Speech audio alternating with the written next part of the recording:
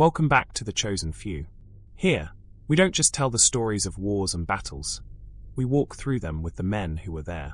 Today, we are stepping into a strange, haunting window of time. July 1940.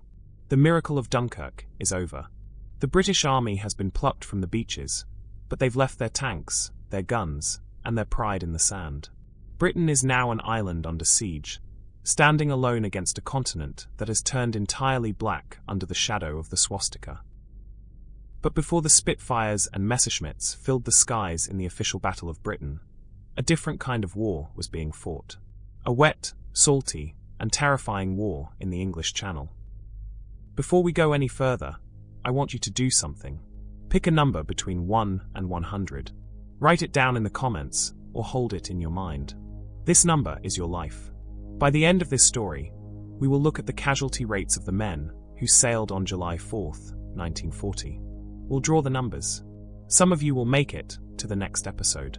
Some of you will become a name on the Tower Hill Memorial. Choose carefully. In early July 1940, the English Channel was no longer a moat. It was a front line.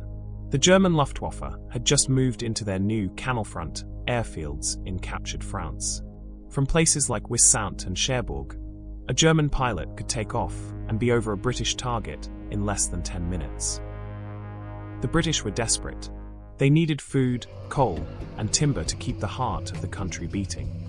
This meant the Coal Run. Convoys of slow, lumbering merchant ships had to run the gauntlet right under the noses of the German dive bombers. On July 3rd, a group of ships began to gather at the Southend Buoy, near the mouth of the River Thames. This was Convoy OA 178. There were 14 merchant ships in the main group. They weren't warships. They were rust-streaked tramps and freighters like the SS Dallas City, the City of Melbourne, and the Eastmoor. Their decks were piled with coal and general cargo. Their crews were civilian sailors, men who had signed up to haul freight, not to dodge 500-pound bombs. Escorting these vulnerable sitting ducks was a strange-looking vessel named HMS Foylebank. If you looked at her, you wouldn't see the sleek lines of a destroyer. The Foylebank was a converted merchant ship, a special service anti-aircraft ship. She was heavy, slow, and bristling with 0.5-inch machine guns and 4 twin 4-inch high-angle guns. She was designed for one thing: to sit in a harbor or a convoy and throw so much lead into the sky that no pilot would dare come near. On the morning of July 4th, as OA 178 moved past the white cliffs of Dover and headed toward Portland Hull, the sun was shining. The sea was a brilliant, shimmering silver. It was Stuka weather. The men on the decks of the merchant ships were nervous. They knew that since the fall of France, the lull was a myth. For the last few days, the Luftwaffe had been probing, sending single planes to harass shipping. But July 4th was different. High above the French coast, the German general of the dive bombers, Wolfram von Richthofen, was watching the weather. He had a weapon that the British feared more than any other: the Junkers Ju-87, the Stuka. To the British sailors, the Stuka was a vulture.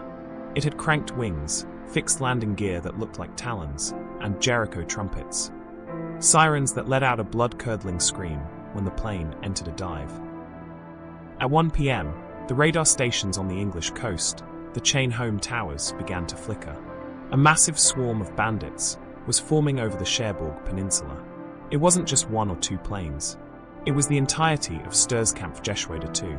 Dozens of Stukas, escorted by a wall of Messerschmitt Bf-109 fighters. They weren't looking for the RAF.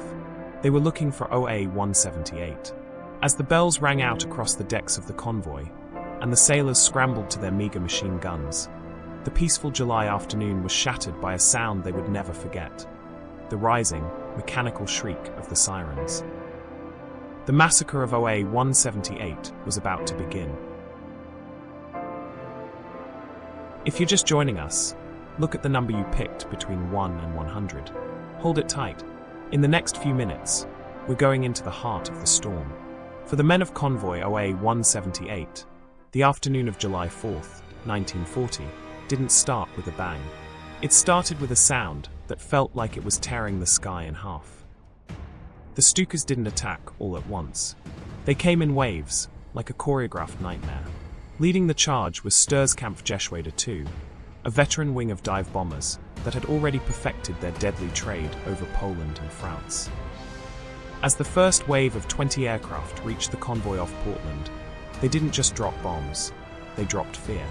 The Jericho trumpets on the Stuka's landing gear were designed to create a high-pitched, terrifying wail that paralyzed those on the ground.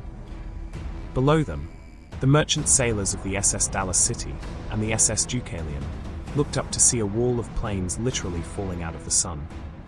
The Stukas would dive at an 80-degree angle, nearly vertical. The pilots would line up their sights, wait until the last possible second, and release their 500 kilograms payloads. The Dallas City was one of the first to go. A massive explosion ripped through her hull, sending a geyser of coal dust and seawater hundreds of feet into the air. The ship groaned, her back broken, and she began to settle into the cold depths of the channel. Men were thrown into the burning oil on the water, screaming for help that couldn't come yet. The Luftwaffe wasn't done. While the merchant ships were being picked apart, the German pilots spotted the biggest threat, HMS Foylebank. The Foylebank was anchored in Portland Harbor, acting as a floating fortress. She was the shield of the area. The Germans knew that if they could sink the Foylebank, the rest of the convoy would be defenseless. Wave after wave of Ju-87s shifted their focus. They swarmed the Foylebank like hornets. In just 8 minutes, the ship was hit by an incredible 22 bombs. The deck became a slaughterhouse. Steel plates were twisted like paper. The air was thick with the smell of cordite, burning rubber, and blood. Most of the ship's power was knocked out instantly. The heavy guns went silent. But on the deck, amidst the fire and the falling shrapnel, one man refused to let his gun go quiet. Jack Mantle was a 23-year-old acting leading seaman. He was a portside gunner, manning a 2-pounder pom-pom anti-aircraft gun. Early in the raid, a Stuka's bomb exploded near his position. A jagged piece of shrapnel tore through his left leg, shattering the bone. A normal man would have collapsed. A normal man would have crawled for cover. Jack Mantle was not a normal man. He stood his ground, or rather, he leaned his weight against the gun's mounting to keep himself upright. He stayed on the trigger, the rhythmic thump-thump-thump of his gun being one of the only sounds of resistance coming from the dying ship. Then, another explosion. This time, shrapnel tore into his side. He was bleeding out, his body riddled with holes. Still, he didn't stop. He was seen by his shipmates, face pale, eyes locked on the sky, manually cranking his gun to follow the German planes as they roared past the masts. The Luftwaffe pilots were flying so low that Jack could see their faces. He kept firing until the very end, until his gun finally jammed, or he simply had no more strength to pull the trigger. When the raid finally ended, and the Stukas turned back toward France, the Foylebank was a shattered wreck, slowly sinking into the mud of Portland Harbor. Medics found Jack Mantle still at his post. He was eventually carried off the ship, but he died of his wounds shortly after. For his distinguished bravery and devotion to duty, Jack Mantle was posthumously awarded the Victoria Cross, the highest military decoration for valor in the British Empire. He was the only person to ever receive the VC for an action on a ship during the Battle of Britain period. As the sun began to set on July 4th, the Silver Sea was gone. In its place was a graveyard, for merchant ships were at the bottom of the channel. 9 more were limping back to port, their hulls riddled with holes and their crews decimated. The Foylebank was a total loss. The British public didn't know it yet, but the lull was over. The Luftwaffe had proven that the English Channel was no longer a safe haven. It was a killing field. But what about the men who survived the fire? What about the numbers you picked at the start of the show? In our final segment, we will look at the cold, hard math of Convoy OA 178. We will see who was left to tell the tale, and how this single, bloody afternoon forced the Royal Navy to change the way they fought the war forever. The sirens have finally fallen silent. The Stukas of Stuka II have turned their noses back toward the airfields of France, their pilots likely celebrating a turkey shoot over a drink of schnapps. But below them, the English Channel is no longer the Silver Sea we saw at the start of this story. It is a graveyard of iron and oil. As the sun began to dip on July 4th, 1940, the British Admiralty was forced to face a terrifying new reality. In just 8 minutes of concentrated violence, the Luftwaffe had rewritten the rules of naval warfare. Convoy OA 178 was shattered. 5 ships, including the heavy anti-aircraft shield HMS Foylebank, were at the bottom or sinking. 9 more were limping, their hulls torn open, their decks slick with the blood of civilian sailors. Over 40,000 tons of shipping, food, coal, and vital supplies, had been wiped off the ledger in less time than it takes to eat a meal. This was the day the lull truly died. Before OA 178, the British had hoped that their coastal convoys could move freely under the protection of land-based guns. After today, they knew better. The Admiralty issued a desperate order.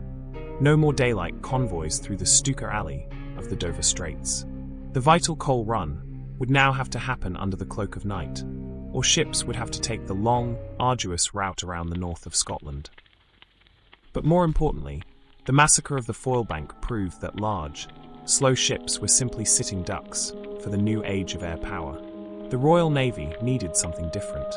They needed the motor gun boats, those small, lightning-fast Spitfires of the sea, that could weave through falling bombs and bite back with rapid-fire cannons. The tragedy of OA 178 was the direct spark that ignited the legend of the coastal forces.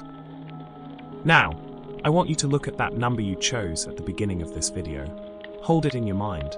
We talk about history in terms of casualties and percentages, but for the men on the Foylebank, it wasn't a statistic. It was the guy standing next to you at the pom-pom gun vanishing in a flash of heat. It was the sound of the engine room flooding while you were trapped behind a jammed steel door. On the HMS Foylebank, there were 298 men. When the roll was called that evening, 176 of them were gone. They were either dead on the deck or missing in the dark waters of the harbour. That is a 59% death rate. In the history of naval warfare, those are staggering odds. If you were on that ship, you had a better chance of dying than surviving. Today, we are going to see how your luck held up in the Stuka alley. If you picked any of the following 59 numbers, your journey ends here. You are among the fallen of Convoy OA 178. 2, 3, 5, 8, 9, 11, 14, 15, 17, 21, 22, 24, 26, 28, 30, 33, 35, 36, 39, 40, 41, 44, 45, 48, 49, 51, 52, 54, 56, 57, 60, 61, 63, 65, 67, 69, 70, 72, 73, 75, 78, 79, 81, 82, 84, 86, 87, 89, 90, 92, 93, 95, 96, 97, 98, 99, 100, 113. If your number was just called, you are now a name carved into the granite of the Tower Hill Memorial. You died in the defense of an island that stood entirely alone. You died alongside Jack Mantle, the man who stayed at his gun until his very last breath. If your number was not on that list, you are one of the lucky ones who survived the fire. But for many survivors, the luck of living was its own burden. They carried the scars of cordite burns, the ringing in their ears that never quite stopped, and the memory of the screaming meanies, the Stuka sirens that would haunt their dreams for decades. The men of OA 178 didn't die in a famous fleet engagement like Trafalgar or Jutland. They died in a frantic, lopsided skirmish in a busy shipping lane. But their sacrifice changed the course of the war. They were the martyrs of the Channel, the men who proved that the moat was broken and that a new kind of navy had to be built to win it back. Because of what happened here on July 4th, the British would learn. They would build faster boats, better radars, and stronger hearts.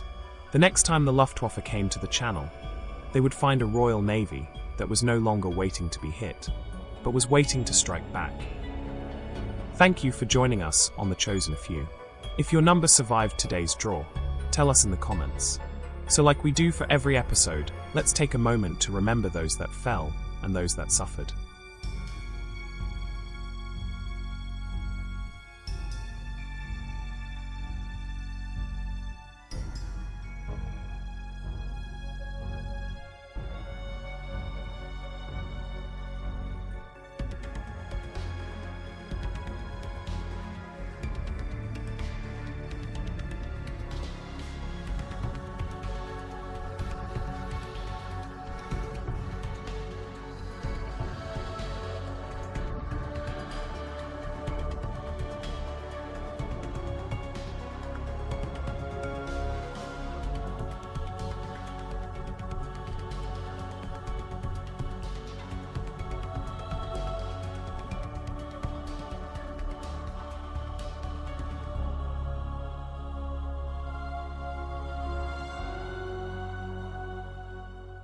Don't forget to like and subscribe for more content, and we will see you next time.